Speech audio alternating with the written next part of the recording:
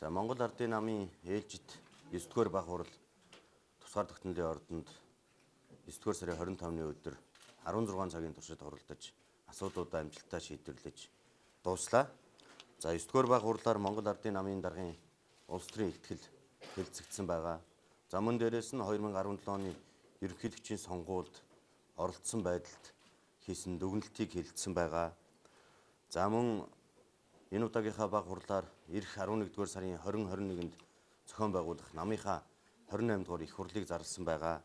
За мөн дээрээс нь Монгол улсын 30 дахь ерөнхий сайдыг нэр дэвшүүлэх үйл ажиллагааг бол нээлттэй ил тод арчилсан байдлаар зохион байгуулж дууслаа. За манай намын их хурл 11-р сарын 20-21-ний өдрүүдэд 1309 төлөөлөгчтэйгээр хуралдахаар боллоо.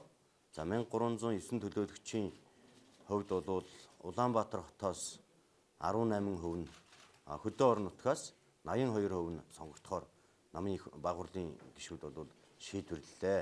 Баг хурал дээр Монгол улсын ерөнхий сайдыг тодруулах асуудалд бол 3 нэр дэвшигч орж нэр дэвшсэн. Энэ талаар та бүхэн бүгд өчигдөр бас хэвлэл мэдээллийн хэрэгслүүдээс мэдээлэл авсан баг.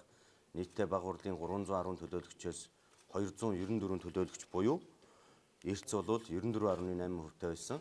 За энэ 294 төлөөлөгчөөс 3 нэр дэвшигчид хуваагдаж санд өгсөө. За санд хураалтыг зохион байгуулахдаа бид дийлэнх олонхын сандыг авсан нэр дэвшигчийг улсын хурлаас ерөнхийлөгчид өргөн мэдүүлэхээр бол төлөвлөж тийм журамтай санд хураалтыг зохион байгуулж исэн. Хэрвээ 3 нэр дэвшигч маань хинэн ч ихний санд хураалтаар дийлэнх олонхын сандыг авч чадахгүй бол олон санд авсан 2 нэр дэвшигч нь ахид санд хураалтанд орохоор тоолгын комиссийн гаргасан журмыг бол батлаад бид бол санд хураалтанд орсон. За ингээд санд хураалтанд орсон нийт 294 баг хурлын гишүүний 188 гишүүн буюу 63.9% нь Ухнаагийн хөрөлцөх даргад саналаа өгсөн. За 101 төлөөлөгч нь буюу 34.1% нь Үлзий сайхны инх төвшин гишүүнд саналаа өгсөн. За 5 төлөөлөгч буюу 1.7% нь Ямаагийн инх болд гишүүнд саналаа өгсөн. Ийм дүн гарсан. Ингээд эхний санд хураалтаар дийлэнх олонхын санд буюу 50 дээр нэмэх 1%-ийн сандыг авсан Ухнаагийн хөрөлцөхийг Монгол улсын 30 дахь ерөнхий сайдад өргөн мэдүүлэхээр баг хурлаас ингээд шийдвэр гарсан. За үүнтэй холбогдуулаад Монгол Ардын намын даргын гарын үсэгтэйгээр өнөөдөр Монгол улсын ерөнхийлөгчид өргөн мэдүүлэх ажиллагааг явуулж байна.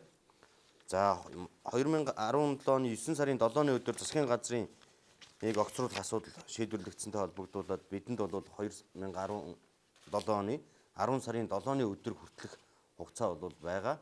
Гэхдээ бид бол өнөөдөр Монгол улсын ерөнхийлөгчид өргөн мэдүүлээд ерөнхийлөгч одоо хуулиар олгоцсон 5 хоногийн хугацаанд бас хариугаа өгөөд эргээд улсын хурал 3 хоногийн дотор төрийн байгуулалтын байнгын ороогоо хуралдуулаад ингээ улсын хурлын чуулганд оруулж хилцүүлэхээр байгаа гэдгийг бас та бүхэндээ дуулъя. За мөн Монгол Ардын намын баг хурлын гишүүд төрийн албанд бас тодорхой хувь нь шилжиж байгаатай холбогдуулаад өнгөрсөн оны 12 сараас хойш төрийн албанд шилжсэн 10 баг хурлын төлөөлөгчийг бол баг хурлын гишүүнээс нь чөлөөлөөд оронд нь шинээр бас сонгох хүмүүсээ зохион байгуулж явуулсан байгаа.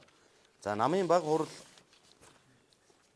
их дотоод ардчилтай намын баг хурлын гишүүд өөрсдийнхөө үзэл бодол, санал бодлыг чөлөөтэй илэрхийлсэн, шудраг шүүмжлэлийг хийсэн ийм чөлөөт дотоод ардчилтай баг хурал бол болсон. Монгол Ардын нам бол та бүхэн мэднэ. Урд урдан дотооддоо үл ойлголцол төрсөн тэр үед бол намын баг хурал дээр асуудлаа нээлттэй ил тод шийдэж чаддаг. За намынхаа баг хурлаас гаргасан шийдвэрийг бүгд одоо баримтлаад ажиллаад явж чаддаг ийм улс төрийн хүчээ. Тийм учраас манай баг хурлын дийлэнх олонхын сандаар сонгогдсон хөрөлцөх сайд за улсын их хурал болон одоо төрийн байгуулалтын байнгын ороогоор бол намын бодлогоор намын гишүүд бас дэмжиж явах энэ нөхцөл байдал бүрдсэн гэдгийг та бүхэндээ хэлмээр байна. За шинээр сонгогдож байгаа ерөнхий сайдын тухайд бол бас баг хурлынхаа гишүүдийн өмнө өөрийн мөрийн хөтөлбөрөөр дэвшүүлж өөрийнхөө танилцуулгыг хийж цаашдынхаа зорилтыг бол бас товчхон танилцуулсан байгаа. За ер нь бол 2016 оны парламентын сонгуульд Монгол Ардын нам орохдоо амлаж байсан мөрийн хөтөлбөрийг хэрэгжүүлэх чиглэлээр бол үндсэн анхаарлаа тавьж ажиллаулнаа. 16 оны сонгуулийн мөрийн хөтөлбөрийг цаашлуулаад засгийн газрын үйл ажиллагааны хөтөлбөр болгосон. За засгийн газрын үйл ажиллагааны хөтөлбөрийг хэрэгжүүлэх төлөвлөгөө болгосон. За тэр зүйл нь бол бодлогын бичиг баримтууд бол бэлэн байгаа учраас эдгээр бодлогын бичиг баримтыг ажил хэрэг болгох тал дээр илүү анхаарлаа хандуулж ажиллана гэсэн энэ зүйлийг бол нэр дэвшигч маань хэлсэн. За мөн дээрээс нь өнөөдрийн Монголын нийгэмд үүлэгдээд байгаа шудраг ёс, хариуцлагын тогтолцоог улам илүү боловсронгуй болгохын төлөө бол хичээж ажиллахаа бол илэрхийлж байгаа. Ер нь бол өнөөдрийн нийгэмд хүлээгдэж байгаа нийгмийн гол хүсэмжлэл болсон энэ хариуцлага, шудраг ёс гэж зүйлийг бол өртөл болгож ажилланаа. Ингэж иж бүх төвшөнд хариуцлага бий болж иж, хариуцлага тогтож иж Монгол улсад Монголын ард түмэн төрийн байгууллагатай, улс төрийн намуудтай итгэл сэтгэл дүүрэн байх тэр нөхцөл боломжийг бүрдүүлэхийн төлөө ажиллана гэдгээ бол илэрхийлсэн байгаа.